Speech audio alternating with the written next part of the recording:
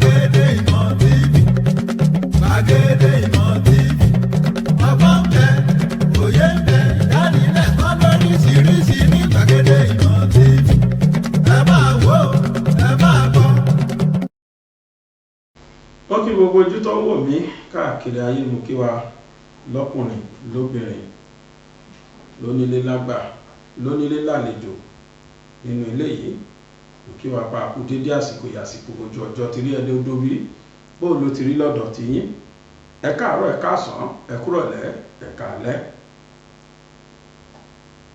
Lánàá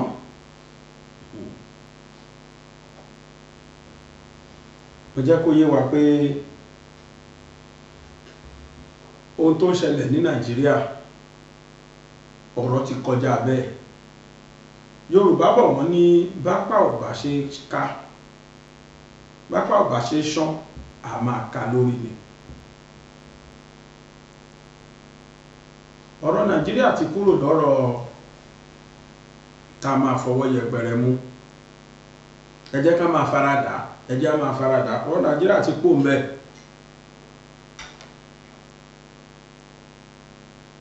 Ó ti fojú hàn gbogbo ayé sì pé kò sí solution sọ̀rọ̀ Nàìjíríà mọ́ ju pé ká pín lọ. No solution. Inú mi dẹ̀ dùn wípé àwọn èèyàn náà ń padà fi sọ̀rọ̀. Àwọn tí wọ́n against kí Nàìjíríà pín tẹ́lẹ̀, àwọn náà ti mú bọ̀ sí pé ó gbọ́, it seems this one Nigeria is no more worth.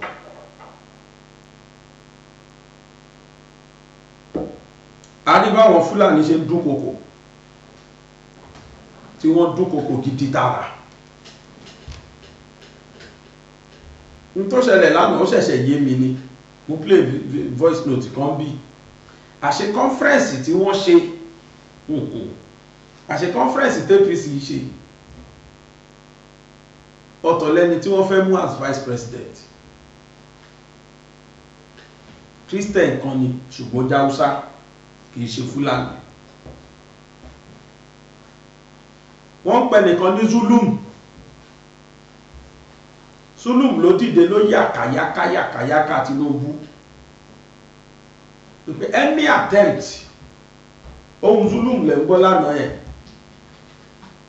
any attempt fún Tinunbu láti má múṣẹ́ ti má mọ́, kò sí tó jọ. Tinunbu ò ní jẹ́ president lẹ́lẹ́kejì.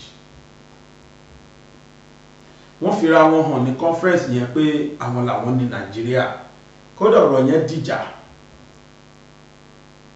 dìjà táwọn Haúsá nínú conference yẹn yarí fáwọn Fúlàní. Ṣé mọ̀ pé Haúsá Christian oní Tinunbu fojú sí lára, ṣùgbọ́n àwọn Fúlàní yarí. Ìjà yẹn wá dìjà Haúsá, Fúlàní àti President Tinunbu.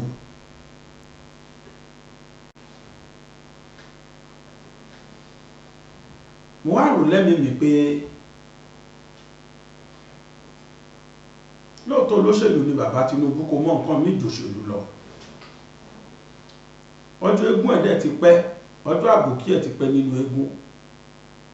Àmọ́ òyìnbó kan sọ pé leave the podium while the ovation is loudest. Kò dìgbà táwọn Fúlàní bá ń ṣẹ̀ṣẹ̀ wá mú bàbá Tinunbu lẹ́rú. Ní tèmi o, kémi tó yarí fún wọn. Kò sẹ́ni tí ó mọ̀ pé Fúlàní ló dá wàhálà lẹ̀ Nàìjíríà. Gbogbo insecurity tó lọ láti bí 10 years sẹ́yìn sí. It started during Buhari's regime. Gbogbo àwọn Fúlàní tó wá ń pa wá lóko tí wọ́n ń ṣe tó wù wọ́n fún wa yìí, Buhari ló kó wọn wọlé. Iná ọ̀tá ó wá ran iná lé. Àwọn Fúlàní tó ń bá wa gbé láti ilẹ̀ tẹ́lẹ̀, àwọn yẹn wọn ò lágbájá, wọn ò lẹ́nu. Lóòótọ́ ni wọ́n ń gbàjọba ló dáwọn náà rúùlù, ṣùgbọ́n wọn ò ya wèrè. Ṣé wá nígbà táwọn tìta ti wá tí Buhari ti ṣílẹ̀kùn fún wọn, gbogbo olùtọ́ ti lé wọn tó jẹ́ Nàìjíríà ni wọ́n wá. wọ́n wá mú àwọn ti bí wọ́n wá jọ papọ̀ wọ́n jọ lẹ̀dí àpò pọ̀ wọ́n jọ wá kú ya wèrè sílùú gan-an. Buhari dẹ̀ jáde ó lóun fún wọn l'amnesty. After all Yar'Adua ó fún àwọn Niger Delta ní amnesty. Àwọn yẹn wọ́n pè wọ́n ní repentant Boko Haram. Lóòótọ́ ni wọ́n jáde páwọn repent ńgbà yẹn, ṣùgbọ́n gbogbo wọn pátápátápátá ni wọ́n ti padà di notorious criminal. Even kí Buhari tó kú ọmọ ẹ̀ kò síṣẹ́ ológun tí ò kó wọn sí. Bó ṣe kó wọn sínú full military ló kó wọn sínú paramilitary. Àwọn ni wọ́n infiltrate military wa lénìí làwọn military wa fi wà powerless. Torí pọ̀ ọ̀gá ńláńlá ni wọ́n wà báyìí púpọ̀ nínú wọn. Wọ́n dẹ̀ lẹ́ni lẹ́yìn lókè tó ń pọ̀ bọ̀. Ẹ ti rí ibi tí major ò ti ní lẹ́nu tí common sergeant máa control major. Olókùn 3 péré tó máa control one eagle. Nítorí pé olókùn 3 yẹn ọ̀gá pátápátá lókè lòun àti ẹ̀jọ́ jẹun ní àwo kan náà. Wọ́n jẹ́ Fúlàní kan náà. Bí méjọ Yorùbá wá ṣọ́ra wọ́n á dá dúró wọ́n á gbàṣọ lọ́rùn ẹ̀. Lòun náà a máa yà pọ̀ mọ́ wọn lẹ́yìn. Iṣẹ́ yúnífọ́ọ̀mù kẹrì iṣẹ́ all correct ni. So níbi tá a bá Nàìjíríà dé yìí tójú mọ́dé yìí o, ẹ̀kọ́ ti fojú mímu hàn, ó ti fojú hàn pé kò sí ọ̀rọ̀ mọ́. Ayé ìgbà kan láàrò pé ó sì máa da àwọn àmì wa wọn bá wa sẹ́tù ẹ̀ níbo. Mo fẹ́ bá arákùnrin kan wá ní ayé ìgbà tí ọtọ́ ń jẹ gọ́fúnà. Ṣé rántí bó jẹ àgbèrè gan pẹ̀lú Buhari? Ó bá Buhari pò gan torí pé ó ń takú àwọn Fúlàní. Ìjọba Buhari dẹ̀ ń takú ẹ̀. In fact, as a matter of fact, ohun tí ọtọ́mù pa nítú láyé wọn lè jẹ́ kọ́tọ́mù dépò mọ́. Ọtọ́mù kódà tẹ́ ẹ̀gbà rántí mo fẹ́ ká rántí. The same Benue tí wọ́n pa púpà yìí ni o ni ọtọ́mù jẹ governors. Àwọn tó láwọn repentant ọtọ́mù kó wọn jọ lọ́jọ́ kan wọ́n fẹ́ fún wọn lówó kan. Ìkan nínú wọn jẹ́wọ́ bí wọ́n ṣe kó àwọn lọ àwọn ìlú kọ̀ọ̀kan tí wọ́n lọ plan. Ìlú tí wọ́n ní kọkùnrin yẹn gbà Benue wà ní ìlú yẹn. Ìlú 4 ọ̀tọ̀ọ̀tọ̀ ni wọ́n kà fún tán ní kó gbà nígbà yẹn. Benue ọ̀hún náà fẹ́ padà gbà yìí. Benue náà ni wọ́n fẹ́ padà gbà yìí láyé Ọbásanjọ́. Màmá náà wà létí padà tí Boko Haram bẹ̀rẹ̀. Nígbà tó máa fi dáyé Yar'Adua wọ́n ti gbà láyé Goodluck kí Goodluck tó gbéjọba fún Buhari Fúlàní tí ń control bí state 2-3 ó pẹ̀lú nǹkan tí àwọn èèyàn fi dẹ̀yìn kọ Goodluck. Àṣírí àṣà lásán la rí. Àṣọ́rì jìnnà gangan la lọ fọwọ́ ara wa fàyà ìwà sórí ara wa ta ní kí Buhari máa bọ̀. Buhari wá dé tán ó kúkú túbọ̀ wá achieve gbogbo interest Fúlàní. Ọmọ wa kan ṣoṣo dìde ó fèsì wọn. Ẹ̀ṣẹ̀ kan táwọn ọba Yorùbá ṣẹ̀ mí lórí ọ̀rọ̀ Ìgbòho ni. Torí yàtọ̀ ń jẹlẹ̀ Yorùbá yìí àwọn ọba wa kún àwọn náà contribute sí. Látọ̀ lórí ọba Ọọ̀ni of Ifẹ̀ lórí gbogbo àwọn ọba tó kù Lámìdí tó gbéṣẹ̀ àtàwọn ọba tó kù ṣé bí wọ́n lọ Aso Rock gbà yẹn wọ́n rí àti Fúlàní fi jẹ Ìgbòho, but they refuse to talk. Tá a bá máa fún wọn lẹ́ excuse aláwọn ọba wa ò lẹ́nu ọ̀rọ̀. Ọba Yíbò ṣe lẹ́nu ọ̀rọ̀, ọba àwọn Yíbò ṣe lẹ́nu ọ̀rọ̀. Ilẹ̀ Haúsá tó tẹ̀yẹ pé Fúlàní ti colonize wọn, àwọn ọba wọn lẹ́nu ọ̀rọ̀. Why ìtọ́jọba Yorùbá ní kì í lẹ́nu ọ̀rọ̀? Àfi kán lọ Aso Rock, kán lọ lièsì mọ́ pírẹsidẹ́ǹtì tó wà ń bẹ̀, kí yẹn máa kówó fún wọn, kán máa rẹ́rìn padà wálé. Ó ló ṣe jẹ́ pọ̀pọ̀lọpọ̀ gan pàápàá bí ẹni pàkúrọ̀ ni wọ́n fi ta sáwọn ọba yẹn. Ìtàwọn ọba wa gan ṣe nínú ọ̀rọ̀ wa ní jóun. Ta ní kó gbogbo olórí olóṣèlú sẹ́yìn tí wọ́n papọ̀ pé nìṣó ẹ wo nǹkan tí ìyàwó Fúnmiláyọ̀ Ransome-Kuti ṣe. Wọ́n ní kò jẹ́ gbádùn lóbìnrin gbàlè fún. Nígbàtí gbọmọgbọmọ àwọn ọba wa bá pọ̀ olóṣèlú máa sọ̀kọ́ọ̀bù. Nígbàtí ọba rẹ́dì tálákè ìgbà yẹn rẹ́dì láti fìyà jẹ àwọn obìnrin lórí ọ̀rọ̀ tax tó já wọn jẹ́lẹ̀ tó bá rán lọ wọ́n máa jẹ ọjà wọn bó ṣe wù wọ́n ni. Kí ni Fúnmiláyọ̀ ṣe? Kò wo pé òun kàwé. Ó ní ìrònú làwọn tí wọ́n máa jẹ́ ẹni tó máa gbàlúlẹ̀ ìrònú náà máa ń kọ́ ní. Kó bá yẹn ní bọ́n ṣe ń ṣe àwọn ìyá wa, ó wá nírònú pé kí ló ń fẹ́ ṣe. Ó dá oríṣiríṣi ẹgbẹ́ lẹ̀ bíi ti Lísàbí.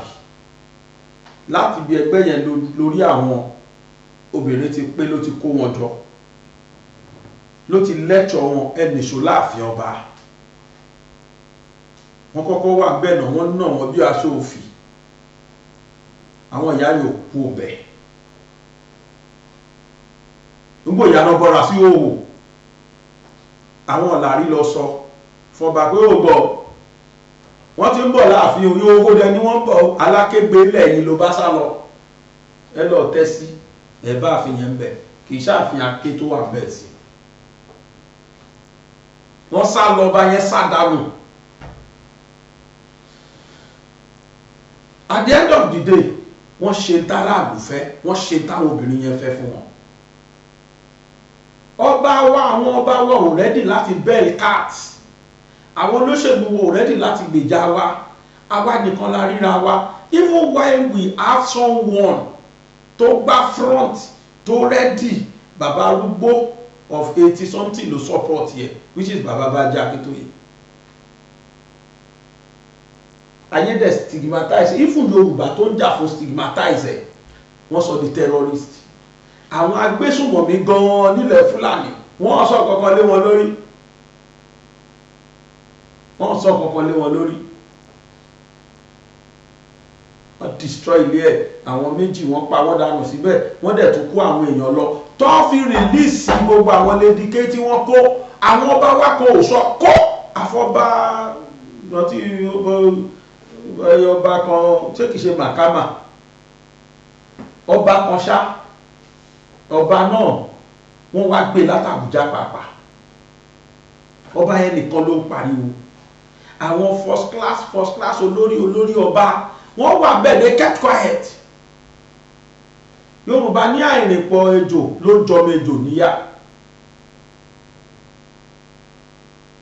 Tó bá jẹ́ pé gbogbo àwọn tó ń tó lórí ejò kan síwájú, kí káwọn ọmọ ejò síwájú, káwọn olórí wọn máa wọ́ tẹ̀lé wọn bọ̀, ọlọ́dẹ wo ló fẹ́ dúró jáde kó fẹ́ pọ̀ mejò? Kí Ọọ̀ni, Aláàfin, bàbá Lámídì, àwọn bàbá ńláńlá kọ̀ọ̀kan, bá ńláńlá lù kọ̀ọ̀kan, ó ṣe máa wé ìbúmáwé, àwọn Bòǹdó, ọba Èkìtì, olórí Ọ̀yọ́, gbogbo kí gbogbo wọn kóra wọn jọ, tìrùkẹ̀rẹ̀ tadé lórí kí wọ́n wá yọ Aso Rock. We come because of one subject matter. We come to request our son should be released with immediate effect, and all our children tí wọ́n kó nílé, they should release them. Ṣé Buhari alóhùn ògbọ́n ni? Wọ́n dẹ̀ máa sọ fún pé this is the decision of we the Southwesterner. Tọ́ lọ bá gbogbo àwọn governors pátá látòrí Mákindé tí nǹkan ṣẹlẹ̀ nílùú ẹ̀.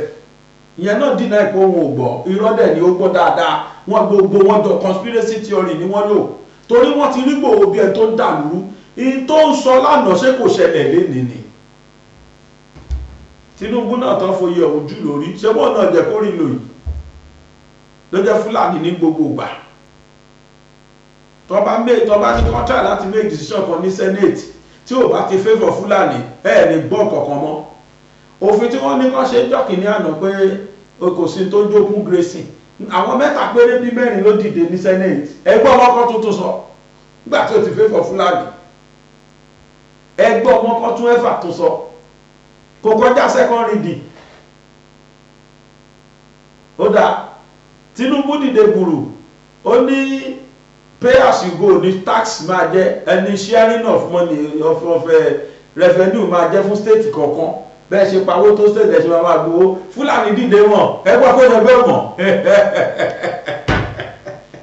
you will never hear it anymore, torí àwọn paymaster ò gbà.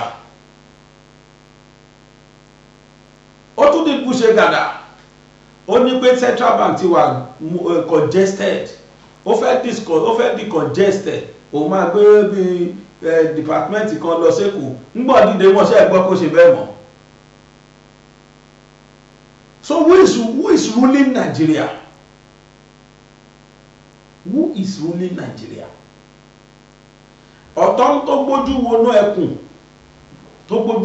Fúlàní, ọ̀tọ̀ ló lè ròyìn damages tí wọ́n ṣe fún gbèsè ayé ẹ̀, àbí Akétì tó kú, gọ́fúnà Ondo nígbà ẹ̀, Akérèlé àbí Akérèlé, bí Akérédolú tó Akérèlé ní, bí Akérèlé ní. Ṣé mọ̀ tó fojú ẹ̀ rí? Ṣé mọ̀ tó fojú gọ́fúnà yẹn rí kó tó kú? Ó kú tó báyìí, mo gbọ́ ọ̀kan tí ṣé àmàmì ẹ̀ ti àlà sọ pé Ọlọ́run mú ó pẹ́ kó tó kú dànù. Ṣé mọ̀ tó fojú gọ́fúnà yẹn rí? Akérèdolú ni. Ṣé mọ̀ tó fojú bàbá yẹn rí? He was the only one tó jẹ́ gọ́fúnà ẹyọ kan at a time pàápàá ó relate pẹ̀lú Ìgbòho nígbà tó rí kó fẹ́ affect òun, ó yẹsẹ̀. At a time ó recognize Yorùbá nation, òun náà nígbà tó rí kó fẹ́ affect òun, ó yẹsẹ̀. Tó bá wá jẹ́ pé kí gbogbo governors nírú ìrònú tí bàbá yẹn ní, everybody ready láti dìde, káwọn ọba wa náà dìde, níbo lẹ rò pé Yorùbá ò bá wà lẹ́yìn? But kò sí tó fìyà jẹlẹ̀ Yorùbá ju pé we like minding our business. A fẹ́ràn ká máa mind business ara wa, kò kàn mí o, ó pẹ́ o, kí ìwọ̀sá ti wà òkè. Ìgbòho kọ́ ilé mèremère ló kọ́ sí Nàìjíríà, ìjọ́ ló ti wọ bẹ̀bẹ̀, ta ló lè gbàrú ẹ̀ mọ́ wa? Ta lè gbàrú ẹ̀? Orí kan ló kó yọ. Mo jẹ́rìí Yorùbá bá ti gbàgbé ẹ̀ ti pẹ́, àfàwátà bá sọ̀rọ̀ pa ẹ̀ kánà rí pàjọ yẹn. Àwọn tó ṣe irú ẹ̀ lánàá dà, Awólọ́wọ̀ dà, Abíọ́lá dà, Bọ́lá Ìgè dà. Ṣé gbogbo wọn lẹ́yìn Awólọ́wọ̀ nìkan tó kú sílé, kò dẹ̀ mọ̀ tójú òun rí kó tó kú sílé? Wọ́n rán lẹ́wọ̀n dánwò, Yorùbá ló dájọ́ ẹ̀wọ̀n fún. Ìran Yorùbá yìí àfikọ́ ló ń ṣàánú wa. Bàbá Tinunbu, you have seen the handwriting on the wall. Ìran yín ni kẹ́ ẹ nífẹ̀ẹ́, ẹ má nífẹ̀ẹ́ ara yín. My advice to you is, you are kò sí bó ṣe lè jẹ́ ẹ sì lágbára díẹ̀díẹ̀, ẹ jẹ́ kí wọ́n pín Nàìjíríà. Ó ti ẹ̀wà kéré pín o, ẹ jẹ́ kán regionalize ẹ̀. Ó ti ẹ̀ kéré tán pé okay o, the last agbára o, ẹ jẹ́ kán regionalize ẹ̀. Ká padà sí regional system tá ló ń gbà yẹn. Láti bẹ̀ àwọn ọmọ yẹn á gbé ìtókù. Bọ́ bá ṣe ń bá lọ yìí, bá ṣe ń bá lọ wà láì Fúlàní mọ̀ nǹkan tó ń ṣe gan. What are they trying to do? They want to be the sole owner of Nigeria. Kí gbogbo àwa tó kù ká máa wá wà lábẹ́ wọn. Wọ́n fẹ́ kó wa lọ sówó ẹrú ẹlẹ́ẹ̀kejì ni. Àwọn Adolf Hitler ti wà lẹ̀ rí yẹn. Bẹ́ẹ̀ ni àwọn Adolf Hitler ti wà ó lẹ̀ wò yẹn. Máà tí wọ́n fún amnesty láyé Buhari ó sọ àwọn ọ̀rọ̀ kan nígbà táwọn ọ̀tọ̀ ń fẹ́ fún wọn lówó. Máa yẹn tú àṣírí kan tó bá jẹ́ gbà yẹn, oh God, má ṣe o. Àwọn àmì wa wọn ti gbàgbára lọ́wọ́ wọn ti pẹ́. Nítorí bá fẹ́ kán rí náà máa ń rí. Eléyìí tó bá bẹ́ ju bó ṣe yẹ lọ wọn á pàdánù. Ẹ lọ bèrè lọ́wọ́ lágbájá nù sàárè. Èyí tó bá ti rí ju bó ṣe yẹ lọ, àfi tá bá dẹ́ni tó ní ìrònú bíi ti Ibrahim Traore la tó lè bọ̀ ní Nàìjíríà. Báwo, oh God, ẹ jẹ́ àkọ́kọ́ gbọ́ tí màá yẹn sọ náà, wọ́n bọ̀. From the perspective of Ghana, it's mistrust and fear that he may not be treated fairly by the authorities, but the governor interprets his actions differently. Nobody will kill him. He will be arraigned. That is the point.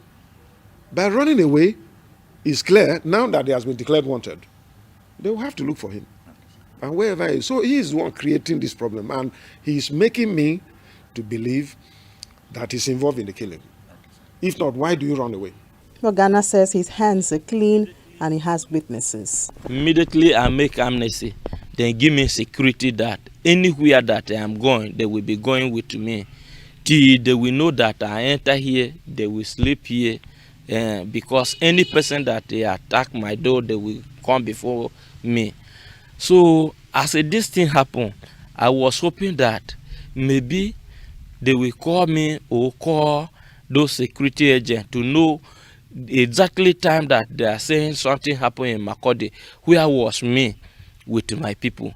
On special duties was also fingered and had to face the legal process. Even my own special advisor was accused and arraigned in court and sent to Makurdi prison. My own special advisor. I told him that yes, the lawyers are working on it because I don't want to interfere. Also implicated in the matter, according to Ghana, is a special advisor to the governor on security, Colonel Edwin Jandu. I bought rifle from Jandu, not even one, not even two or three. When was that? In 2000,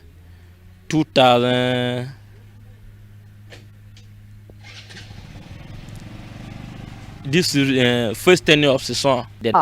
He claims his relationship with the headsmen started when they contacted him years back asking for his assistance. Immediately the fight soldiers started to threaten on me. Then I followed those flying and I go with them. Then they lead me to Niger. After to Niger, they lead me to Cameroon. After Cameroon, they lead me back to Nigeria. Then started saying that they have clashes in Nigeria about 3 states that they want to. They have about 4 states that they want to collect They want to capture you. They want to capture, being Plateau, Taraba, Benue, and Nasarawa. But those malam that I was doing something with them, they say they blocked people that can choose to sponsor this state or this state or this state. So the one that call me choose to sponsor at Taraba, we should capture Taraba state. Then when I go to finalize the connection that they will give me before the fight we start, I tell them that they should give me 1 billion. Those people say that the money is too much. They started to bargain the money with me. They give me 50 million. And I say 50 million is too small. They should give me at least 750 million so that the Taraba state have Adabarak, have many security inside. So they should give me the money so that with the security we can make understand with them and know how the fight will go on. So those people say that the price is too much. Then give me 350 million. Then me, I refused to fight on 350 million. Then did you collect the money? No. When I refused, they didn't give me, because the money that they said they will give me 350 million was too small to fight against the Taraba state. La fi mọ bá ilẹ̀kẹ̀ la fi mọ jòyè èdè wa làmì dání mọ́ wá. Pẹ̀lú ìgbìyànjú kéde Yorùbá kó má dohun ìgbàgbé kó má dohun àfisẹ́yìn tẹ́gun fi sọ. Ọ̀mọ̀wé Gbénga Fágbọnú ti kó jáde. Dictionary Yorùbá aláwòrán. Kúnlẹ́kàkì òkun fọ́fọ́. Láti ìbẹ̀rẹ̀ dópin ló ṣàtúpalẹ̀ àwọn ọ̀rọ̀ Yorùbá tó ta kókó. Pẹ̀lú àlàyé lẹ́kùnrẹ́rẹ́ látẹnu olùkọ́ àgbà. Kò ṣe é mà níní fún gbogbo ọmọ Yorùbá o. Àgbàlagbà tàbí àwọn ọmọdé ìsẹ̀yìn. Àwọn àkójọpọ̀ ọ̀rọ̀ Yorùbá tó ta kókó tó lé ní ẹgbẹ̀rún mẹ́tàlá pẹ̀lú àwọn àwòrán tí yóò mú òye ọ̀rọ̀ yéni ní kankan. Dictionary Yorùbá ti wà jákèjádò ilé ìtajà àti ilé ìkàwé jákèjádò àgbáńláyé. Fẹ̀yìn tẹ́ ẹ fẹ́ rà tàbí tẹ́ ẹ fẹ́ kun lẹ́kọ̀ọ́ janturu. Ẹ̀yin tẹ́ wà ní United Kingdom. Ẹgbẹ́ kò sí ìyáàfin Dorcas Amusan Fágbọnú ní 119 Little Hutton Lane, Bradford BD5 OHT tàbí kẹ́ pè wọ́n sórí ẹ̀rọ ọ̀bánisọ̀rọ̀ yìí +447401222557. Ẹ̀yin tẹ́ wà lórílẹ̀‐èdè Amẹ́ríkà ẹ máa pọ̀ sí ọ̀gbẹ́ni Olúwaṣọ́ṣọ́yà ní 601 Cypress Station TR Unit 510 Austin, Texas. Tàbí kẹ́ pè wọ́n sórí ẹ̀rọ ọ̀bánisọ̀rọ̀ +175727735552. Ẹ̀yin ti Yúróòpù ẹ kàn sí ìyáàfin Mary Buckner Eriksbo Bisbro Ostergaard 3242434 Angel Doggybox City ní Sweden. Tàbí kẹ́ pè wọ́n sórí ẹ̀rọ ọ̀bánisọ̀rọ̀ yìí +4673832929. Ẹ̀yin torílẹ̀-èdè Nàìjíríà ìrọ̀rùn ló bá dé o. Ní ìpínlẹ̀ Ògùn ẹ máa kàn sí bàbá gbàgede ìmọ̀ tẹlifíṣàn tàbí kẹ́ pè wọ́n sórí ẹ̀rọ ọ̀bánisọ̀rọ̀ yìí 08130602361. Ẹ̀yin ti ìpínlẹ̀ Ọ̀yọ́ ẹ pè ọ̀mọ̀wé Victor Taiwo sórí ẹ̀rọ ọ̀bánisọ̀rọ̀ yìí 08126923916. Kò ṣe é mẹ́ni ní o fún gbogbo ọmọ Yorùbá o. Ẹ káàbọ̀ padà. Dictionary náà rèé fẹ́ni tó bá ní interest. A ti sọ gbogbo àlàyé lé lórí tí wọ́n á ti gbọ́. Ẹ sanwó sí inú àkáǹtì yẹn. Kẹ́ fi receipt ẹ̀ránṣẹ́ kẹ́dẹ̀ pé nọ́mbà tó wà lábẹ́ yẹn WhatsApp number ni. Call náà wà ńbẹ̀, ẹ lè pè lórí call, ẹ lè fi WhatsApp náà pè. Kẹ́ fi receipt yín kẹ́ fi ránṣẹ́ sí WhatsApp number yẹn. Bákan náà kẹ́ jẹ́ kí n mọ̀. Mo sọ iye báyìí o, dictionary iye báyìí ni mo fẹ́ o. Ibi bàbá báyìí ni wọ́n ti fẹ́ gbà o. Ká mọ̀ lọ́wọ́n ṣe dáadáa fún wa. Fẹ́kùnrẹ́rẹ́ àlàyé ẹ pè nọ́mbà yẹn. Arákùnrin tẹ́ wò tán yìí ó sọ àwọn ọ̀rọ̀ kan nínú àwọn ọ̀rọ̀ yẹn wípé àwọn kan fún òun lówó, òun ló máa gba 1 billion. Wọ́n wá sọ pé àwọn kan wà tí wọ́n wà ní charge state kọ̀ọ̀kan tí wọ́n fẹ́ gbà. Wọ́n ní kó gba Taraba, kó gba Benue, Zamfara, wọ́n pé àwọn state yẹn. Wọ́n ní ṣùgbọ́n láwọn málàmù kan wà tó ń bá ṣiṣẹ́ tí wọ́n sọ pé àwọn kan sponsor àwọn. Òun ló gbẹgbẹ́ gba 1 billion, àwọn yẹn fi 350 million bẹ́ẹ̀. Notorious bandit ní máa yí o. Tẹ́wá sí àbíkí ló ń jẹ́ yẹn, ọmọ Ghana ni. Tẹ́wá sí Akwasa, ọmọ Ghana, pure ọmọ Ghana, Fúlàní Ghana tí wọ́n wá da Nàìjíríà wò ni. Ó wá fún wọn l'amnesty. Ìyàwó ọmọ ẹ̀ lẹ́gbọ́n táwọn ọlọ́pàá láwọn kó pamọ́ torí pé ó ti gba amnesty wọn ní kó wá káwọn ọmọ. Kì í ṣe pé àwọn tí àwọn ọmọ mọ́lé. Ẹni tẹ̀lé ń wò yìí ti pa ìmọ̀ye ní Nàìjíríà. Ẹ̀tẹ́ ń wò yìí ó ti pa ìmọ̀ye èèyàn pẹ̀lú ẹ̀ náà ó lọ scot free. Kò sí lẹ́wọ̀n kankan o. Ara àwọn tí Buhari fún l'amnesty nìyẹn. Àwọn tí wọ́n tún wá ń bá negotiate kán wá lọ gba ìlú, àwọn ìlú tán ní kán wá gbà, iye tó lóun máa gbà lẹ́gbọ́ yẹn 1 billion. Ó ní pé torí Taraba ní barracks nínú. Definitely gbogbo àwọn tẹ́rí tí wọ́n ń jà ní state kọ̀ọ̀kan yẹn ó láwọn kan tó sponsor wọn, ó láwọn tó ń fún wọn lówó. àwọn tó dẹ̀ fún wọn lówó wọ́n wà nípò àṣẹ. ọjọ́ tí gọ́fúnà kan lọ bá àwọn àmì ní báràkì wọn ẹgbọ́n tán sọ fún wọn ní tí ó dà pé ṣe Benue náà ni láìpẹ́ gbogbo tí ìdúgbò last month lọ àwọn àmì sọ fún gọ́fúnà yẹn pé àwọn ò ní there is no signal any signal given to them pé káwọn bá Fúlàní jà pé wọn tú àwọn lẹ̀ káwọn bá Fúlàní jà. Fúlàní dẹ̀ ń pa èèyàn lẹ́yìn ìkùlé wọn ní ẹ̀yìn àmì barak níbi táyà tọkàn wọn balẹ̀ dé. lára àwọn tí Buhari fún amnesty jọ́kìní àná yẹn ó kó ètò máa kó sí custom ètò máa kó sí immigration ètò máa kó sí navy ètò máa kó sí army ètò máa kó sọ́lọ́pàá àwọn lẹ́rìí tó ń pàṣẹ ń sìn ni wọ́n ń dalẹ̀ rù nínú àwọn ibi iṣẹ́ tá à ń sọ yìí. That is why tó fi jẹ́ pé kò sàgbára lọ́wọ́ àwọn àmì wa mọ́. Bàbá Tinunbu ètò wa dáa jù Tinunbu gbọ́mọ Yorùbá máa fi dùn sí yín jù oníkẹ́yìn náà gbọ́n tí Yorùbá béèrè. Ẹ wọ́n bọ́ ṣe ń ṣe yín wọn rí yín sí kankan wọ́n yẹ máa lò yín àchífù kan tó ń fẹ́ ni wọ́n wá. Ẹ ó gbọ́n tí wọ́n pa. Now sponsors méjì làwọn ẹni ní wọ́n ní nínú ilé wọ́n ní níta wọ́n ní sponsor nílé wọ́n ní sponsor níta. That is why tẹ́nu wọn ò fi tọrọ torí pé wọ́n fẹ́ kí ìlú Nàìjíríà yẹn kó settle káwọn colonial masters wá lè máa rí wa tún jẹ.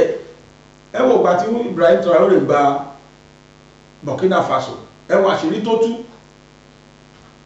góòdì wọn tí wọ́n wà tí wọ́n lo àwọn Boko Haram protect káwọn òyìnbó lè máa wá bẹ̀ lọ rẹpẹtẹ kọ́ lè máa wá góòdì lọ ní tí Ibrahim Traore kan ṣe ni kó kọ́ finish àwọn Boko Haram yẹn àṣírí àwọn òyìnbó tú kí àwọn kẹrù wọn sákò ní Burkina Faso wọ́n wá gbàjà pé ó ń violate fundamental human right kọ́ human left ni àwọn tó ń pààyàn lójú méjèèjì èèyàn finish wọn ṣẹ́gun wọn ní wọ́n ní fundamental human right kan àwọn táwọn ń pa yẹn sáwọn mọ̀ kan ní fundamental human right nígbà tó lé wọn kú òbí tí wọ́n wà àṣírí wá tú lẹ́nìí Ibrahim Traore àti Burkina Faso ni wọ́n wà nídìí góòdì wọn wọ́n ń wa góòdì wọn wọ́n ń tà ó dẹ̀ náwó yẹn fúlù tí ìlú fojú ara ẹ̀ rí ilé ọ̀fẹ́ school ọ̀fẹ́ kódà health services ọ̀fẹ́ àfi bí Western region àtijọ́ ilé àwọn tó jẹ́ destitute wọn nílé gbogbo wọn ló ti ń kọ́lé fún báyìí free ilé tíjọba kọ́ free tó máa gbé torí pé ó rẹ́dì láti ṣe. Àṣírí dẹ̀ tú sí lọ́wọ́ pé àwọn colonial master wọn náà fẹ́ kí ní Áfíríkà kó lẹ́nu ọ̀rọ̀ rárá and this man is ready to fight to finish. Nílùú ẹ̀ nǹkan tí Muammar Gaddafi kọ́kọ́ rí tí Thomas Sankara rí tójú àwọn tó kù fọ́ tí wọ́n ò rí. The same Thomas Sankara tó sọ Burkina Faso lórúkọ legacy ẹ̀ ní Ibrahim Traore náà follow yìí. Kí ló ṣẹlẹ̀ sáwọn ọmọ Nàìjíríà? When are we going to get it right? Ṣé ká díjú sáburú tó lọ yìí ká díjú sáburú tó lọ Nàìjíríà báyìí ká máa pretend Fẹlá ó ní 99 standing 49 sitting àbálò ìkọrin yẹn suffering and smiling bẹ́ẹ̀ bá rẹ́ni rẹ́rìn Nàìjíríà ó sọ́fà lábẹ́lẹ̀ suffering and smiling life là ń lò. Mo sọ lẹ́ẹ̀kan pé àwọn colonial master wa wọn fẹ́ kí Nàìjíríà lẹ́nu ọ̀rọ̀ wọn fẹ́ kárí mú mi àwọn gọ́gọ́ ní major sponsor àwọn Fúlàní. Bàbá Tinunbu lè lágbára lórí wọn kí president 2 million dín kò lè lágbára lórí wọn.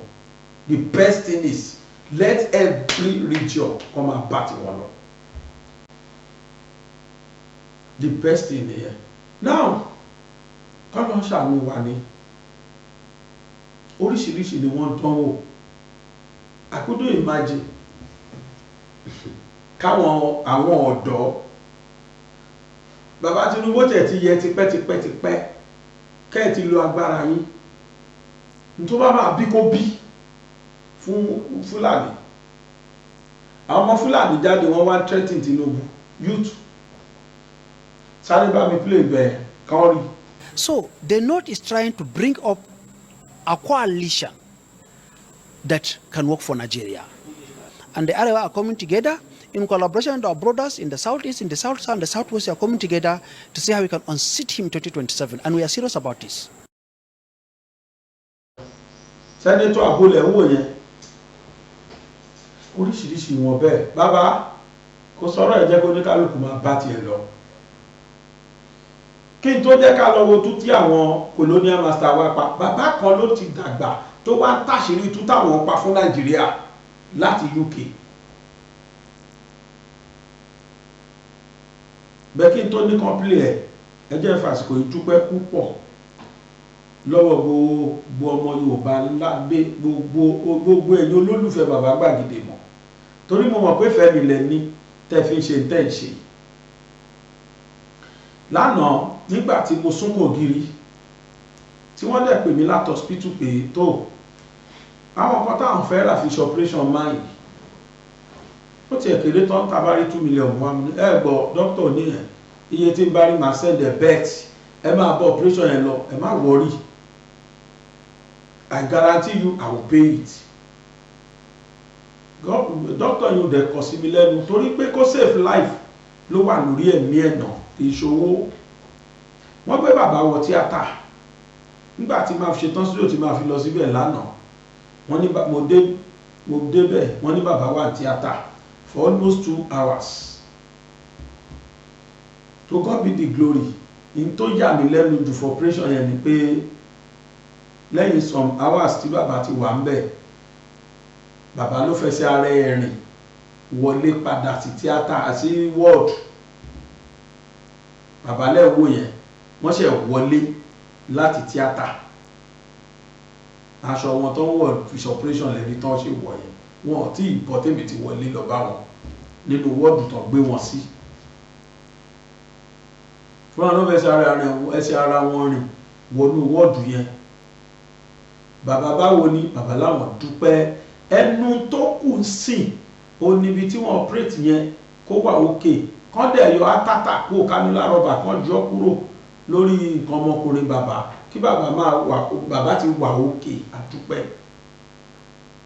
Ṣùgbọ́n wọ́n náà máa fi some days náà máa fi monitor bàbá tó máa fi wo báwo ni wọ́n ṣe respond sí. Oògùn wá ní kí ló ṣubú tẹ̀wọ̀n lẹ́sẹ̀kẹsẹ̀ ń bẹ̀ lánàá mo ṣe dé mo dá 500,000 sílẹ̀ ṣe é gbàgbé pa ti sọ 600,000 tẹ́lẹ̀ mo dá 500,000 sílẹ̀ again owó tó wà lọ́wọ́ mi tí mo rí gbà lẹ́sẹ̀kẹsẹ̀ ni mo ti dà á lẹ̀ pé ó yá ẹgbẹ́lẹ́ náà tẹ́lá ẹ̀lẹ́wò yẹn mo ló yẹ gbà wọ́n san aṣọ owó yẹn gbogbo nǹkan tí wọ́n rà pátápátá wọ́n ṣe fún mi ẹ ṣáà máa wọ̀rí bó bá ṣe wọlé màá máa transfer sí yín tó yẹ bá ṣe wọlé màá máa transfer sí yín nísìn bíi 2 million ti dín kúrò nínú owó tá a need èmi kọ́ ni mo lo owó 200,000 nìkan tèmi ń bẹ̀ ẹ̀yin tẹ́ ìwò mi náà lẹ̀ ṣé mi wà ní dúpẹ́ kódà pẹ̀lú condition tí bàbá wà lánàá bàbá ní ẹ jẹ́ kí n dúpẹ́ lọ́wọ́ ọmọ Yorùbá tó ṣe mí lóore ọmọ Nàìjíríà tó ṣe mí lóore lókè òkun àti ní Nàìjíríà mo níṣẹ́ lè sọ̀rọ̀ náà wọ́n á sọ̀rọ̀ wọ́n ṣàtiraka fídíò tẹ́ owó yẹn wọ́n tiraka ṣe lánàá mo rìkọ́ọ̀dù wọn Dr. Bisi bàjẹ́ lánàá ẹ̀ operation kan ní àtó 50 wọn ò ráyè rárá mo rérò tó jókòó lọ rẹpẹtẹ àná àtẹni náà níjọ operation àwọn tòkòtẹ dókítà tẹ ìráyè bá mi sọ̀rọ̀ kankan so ní tí bàbá sọ rèé ẹ jẹ́ ká gbọ́rọ̀ lẹ́nu bàbá. Gbogbo ayé àdúpẹ́ lọ́dọ̀ Ọlọ́run, bàbá Fáṣọlá lẹ̀ ń wò yìí o, bí wọ́n ṣe dé láti tíátà, mo ti wà ń bí látẹ̀kan, wọn náà gbé wọn lọ sí tíátà, ìgbà tí mo máa fi débi mo ti pẹ́, sọ́nà ti wà ní tíátà, wọn ṣe operation fún wọn. Bàbá, báwo lọ operation náà? Alhamdulillah, mo dúpẹ́ wà successful. Ṣé wọ́n dẹ̀ ṣe fún yín lóòótọ́? Kì í ṣe pé ṣeré-ṣeré? Ẹ má gbé, ẹ má ṣetán, ẹ má wọ̀rí, ẹ bó padà. Wọ́n ti ṣe. Kódà mo tún béèrè question. Ẹ tún béèrè question? Nígbà tó ń ṣe tán. Side effect, wọ́n ní kò ní side effect kankan. Good. Ṣùgbọ́n tí ń lo àwọn nǹkan tán bá ní kẹ́ máa lò. So mo dúpẹ́ lọ́wọ́ gbogbo ọmọ Nàìjíríà pátá àti tó wà níbí àti tó wà lókè òkun. Ìlú mi tó kọjọ ó kù ní báwọn tó sọ fún mi pé ká ní pé mo pẹ́ jù báyìí lọ́kùn tó wá ní máa wọ́ sí ẹ̀rẹ́ pé ó ṣe é ṣe kó mo sọ ní pé wọ́n ní ká ló pẹ́ jù báyìí lọ. Pẹ́ jù báyìí lọ ó ṣe é ṣe pé mo lè ṣe. Ṣùgbọ́n mi ò sọ̀rọ̀ bẹ́ẹ̀ni ó fẹ́ sẹ́mi lọ mo fẹ́ sẹ́mi nípa kí dókítà rẹ̀ bẹ́ẹ̀ ṣe dúró kó change. tó fi ṣe operation náà. Wow. Dókítà kejì náà kó change. Wow. Bí bàbá ṣe wọlé ní láti tíátà òun náà lèmi gan tó mo ti wà ń bí tipẹ́ mo dúró wọn ni wọ́n ti lọ sí tíátà ẹ fẹ́ ló tó 2 hours nínú tíátà yẹn torí mo ti dé láti bíi 9 náà sọ fún mi pé ẹwà ní tíátà dàbí wọ́n ṣe wá pè mí sí pé ti dé wọ́n ti gbé yín débi fúnra yín lẹ́rìn lọ́rìn bọ̀.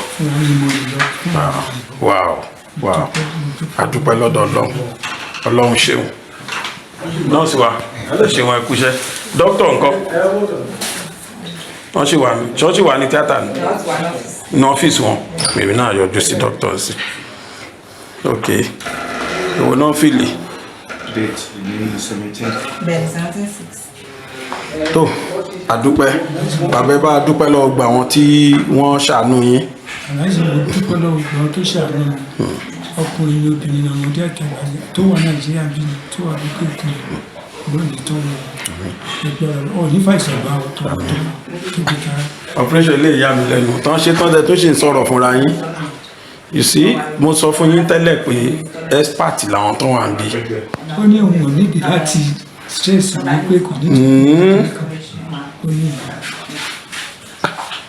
ìdúpẹ́ o lọ́sẹ̀ ok n tán gé nì àwọn specimen àwọn tán gé kúrò ní ara wọn òun náà lẹ̀ ń wò yìí o kí náà kọ̀ ẹ́ kidney àbí kí lélẹ̀ ok right ok right náà kọ̀ ẹ́ kí ọ̀tún àtòsí ni kò dẹ̀ dùn yín gbà tán gé. àwọn ọmọ bá ṣiṣẹ́ iṣẹ́ wọn ni ọkọ̀ fún mi lábẹ́rẹ́. ọkùnrin lórun. ọkùnrin lórun èmi náà expect ọkùnrin lórun ọkọ̀ fún mi lábẹ́rẹ́ síbẹ̀. síbẹ̀ ó ti pass gbogbo cells yẹn ni minor operation ni àdúpẹ́ lọ́dọ̀ Ọlọ́run àdúpẹ́ ẹ ti parí operation báyìí ohun tó kù nísìn ni wọ́n náà máa lo 14 days tó rán sọ fún mi pé 14 days lẹ́yìn tẹ̀ ṣe lé tí wọ́n ti ń ka 14 days yẹn látẹ̀ ní báyìí. owó bẹ́ẹ̀dì owó oògùn owó jíjẹ nínú ọjọ́ ló kù Ọlọ́run á ṣe mi náà máa dọ́dọ̀ wọn sìn máa bi wọ́n léèrè pé kí ló tún kù ẹ má wọrí agbára Ọlọ́run á gbé gbogbo ẹ̀ inshallah ẹ pẹ̀lẹ́. mo tún fi àsìkò ìdúpẹ́ púpọ̀ lọ́wọ́ gbogbo ẹ̀yin tí ẹ bá wa dá sí ẹ ṣé o àdúpẹ́ pé òkun ṣó tún kù báyìí náà nìbọn ró kódà àti rìn jìnnà owó yẹn ti ń fẹ́ súnmọ́ iye tá a fẹ́ ẹni tó lọ bá tó gbẹ̀yìn náà láàyè ẹ máa bá wa fi sí inú àkáǹtì tí ẹ rí tí a fi ránṣẹ́ yìí goodwill ó ní wọ́n lò fún mi ní hospital yẹn tí wọ́n fi ṣe operation fún bàbá yẹn hospital mi ò ní gbà wá ní dandan àfi káwọn gbowó doctor yẹn very calm ẹ ṣe dáadáa gan wọ́n kú tí mo pa máa sanwó àwọn èmi náà dẹ̀ mọ̀ pa máa rí san lágbára Ọlọ́run ẹ jẹ́ ká lọ gbọ́ nǹkan tí òyìnbó yẹn àṣírí tó tú lórí báwọn ṣe ń ní Nàìjíríà lára bó ṣe jẹ́ báwọn làwọn wà ń di kí Nàìjíríà má tòrò tó bá rí bẹ́ẹ̀ èmi náà bá yẹ kúrò Nàìjíríà tá a dá dúró wa ṣe kó dáa ó yẹ já lọ ká lọ. From 1955 to 1960, and we were based in Lagos. I was on the staff of the Department of Labour. I was largely occupied with employment problems, all the employment exchanges, and statistics, and international reports, and was kept pretty busy. I was also stationed in Lagos in charge of the capital and the port. I was the port labour officer as well, and I also devised a port labour scheme and later a social security scheme, which was one of the first in Africa, which guaranteed workers some income after they'd finished work. It was a providence scheme. As I say, it was called the National Providence Scheme, and I was very proud to have put that on the statute book. I was going to ask you what your role is. You've mentioned 3 important. Is there any particular name given to your office while you were there? Just labour officer. I was a labour officer, a senior civil servant. Okay. I only intended to stay in Lagos initially for 2 tours of duty. Although, because of this conflict with the elections, there were difficulties. Actually, government wouldn't let me leave the civil service. They were determined that I should stay in the civil service after my 2 tours, and I was offered very considerable incentives, including a knighthood,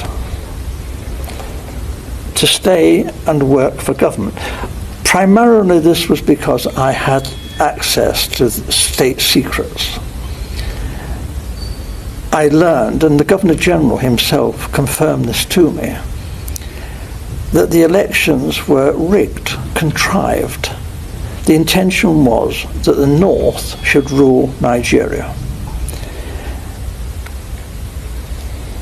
Even in '56, the northern leaders were very proud and were saying, if they couldn't run Nigeria, never mind elections. They might not join Nigeria, they might leave. And we all thought, well, how would they survive? There were no industries, there's not a great deal of agriculture, some groundnuts in the north. This wasn't very practical at all.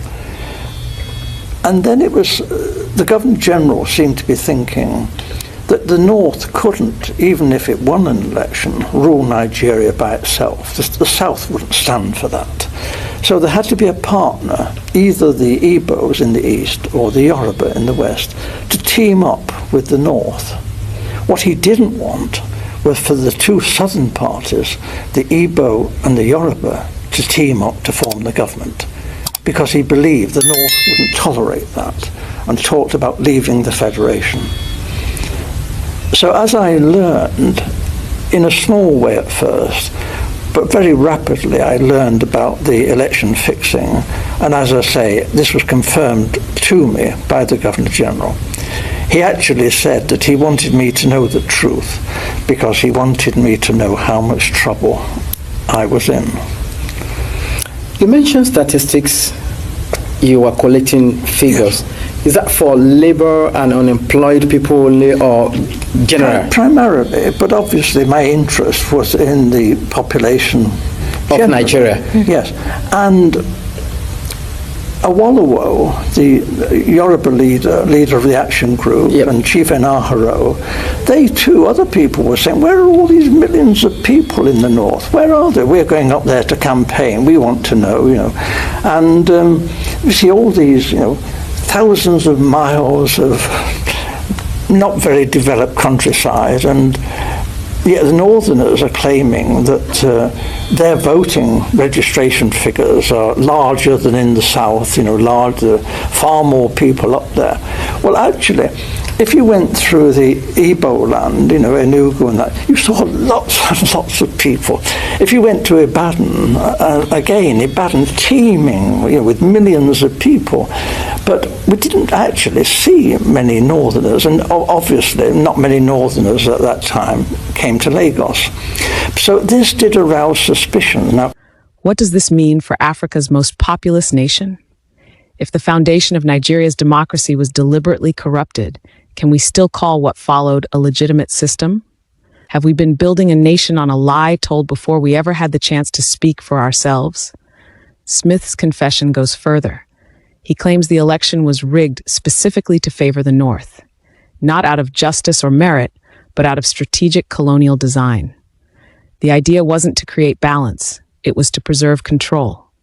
By propping up one region, the British ensured dependency, division, and internal conflict. They did do a deal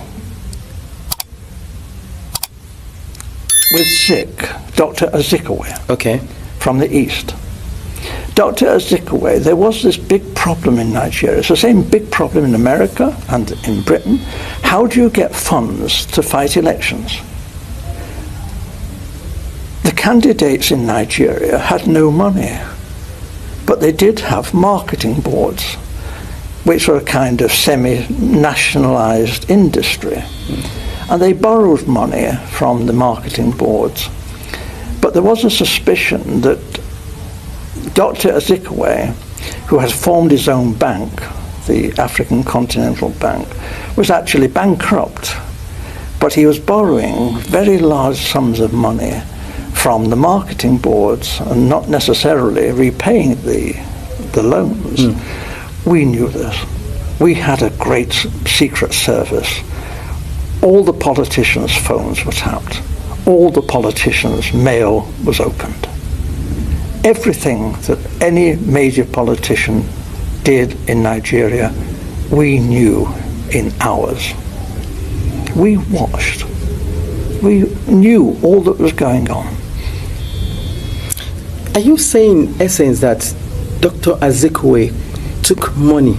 He was blackmailed by the British to do our bidding. We told Dr. Azikiwe that he could go to prison if an inquiry was carried out into his bank and his financial circumstances. However,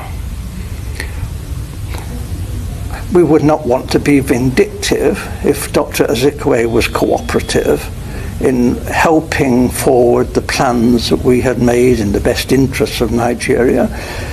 Dr. Azikiwe had nothing in common with the northern politicians. He loathed the northern politicians. But Dr. Azikiwe went north and did as he was told. And what he was promised was this. The real power, effective power, would be in the hands of the northern emirs. However, it would look great if the president was Dr. Azikiwe and he was given a field marshal's uniform and an admiral's uniform. He asked, please, could he have a row of medals? But they said, well, no, that was a bit difficult, to get the medals. So when the ambassadors started arriving, he was known to be asking people from foreign countries, perhaps they had a medal for his uniform. We thought this was terrible, but it was said that this happened. He was very vain. And for a time, he functioned as first the Governor General, and then when Nigeria became a republic, as the president. But he had no power. And when he did try to tell the army, he said, I'm the field marshal, the army has got to do with this. They said, hey, you're just a ceremonial figure. You have no power. The Prime Minister, Balewa, gives us our orders. So there was a feeling then that there was going to be trouble. And then it was because the Awolowo and the Action Group had become the official opposition. What we British wondered, how could they win another election without the British counting the votes? There could not be another proper run election without us there. We knew what we were doing. We were just helping things along. You know, we were doing what the British do, favouring our friends and looking after our own and repaying favours. We don't call that corruption. Right. The Europeans, you know, not stupid. We are watching what's going on in Nigeria, and we too are beginning to feel there's something not quite right here, that maybe the elections are not going to be as straightforward as they're meant to be. Nigeria was being described as the showcase of democracy, and it was expected that the nationalist leaders would win through. But actually, when the election results were announced by the Governor-General, before the vote was even in, he didn't count for that, he didn't wait for that. I have to tell you, the British were counting the votes, and the British cannot be trusted. They look after their friends. Loyalty is the big thing for the British, and we were friends with the emirs of the north. We looked on people like Inaharo and Awolowo as rather dangerous people. They might even be communists. That's ridiculous, actually. They couldn't be communists in 1,000 years. But this was a sort of thing that was being said. And we were, Europeans, were getting a bit worried about all this. It wasn't quite the honest, straightforward election that we were hoping for. If one region was handed power at the expense of others, is it any surprise that distrust still defines Nigeria's politics today? How much of today's ethnic and regional tension is the result of a game played decades ago? Was Nigeria ever united, or just temporarily glued together by imperial convenience? Perhaps the most shocking part is Smith's admission that northern leaders at the time were not only aware of this manipulation, but proud of it. Now, if you recall what you said about the role of the Governor-General and the attitude of the British government in particular, regarding the fear that Awolowo, Okutiebo, and the lot of them from the south are dangerous, is there a particular reason? Why the fear from the British government?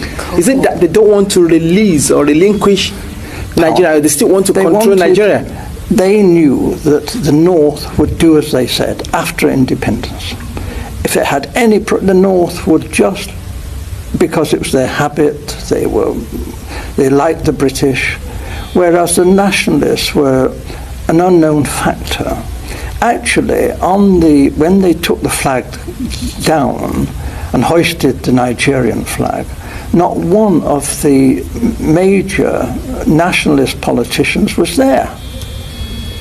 They weren't even on the platform. This was incredible. These were the people who had sought independence. The people in the north didn't want independence. They didn't want the British to leave. So this was a farce. And for most Europeans who were very close and watching this, we were disgusted. We thought this really had been manipulated, this election. It was unworthy. It was unworthy of the British people, this. This was no honest, straightforward thing that you would expect Britain, the mother of parliaments, to do. This was cheap and low and criminal. And I opposed it. And I opposed it then, and I've opposed it ever since. And I'm telling you the truth. And I was warned, if I told you this state secret, my life could be forfeit. If true, this points to willing collaboration, not passive benefit. It begs the question, were some leaders more interested in personal gain than national unity?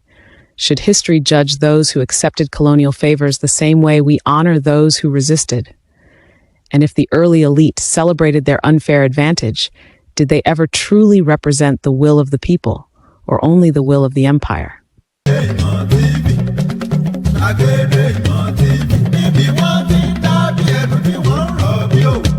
gbàgede ìmọ̀ TV láti gbóhùn sáfẹ́fẹ́ láti dábìí ẹnu tá ń rọ̀ bí òun gbàgede ìmọ̀.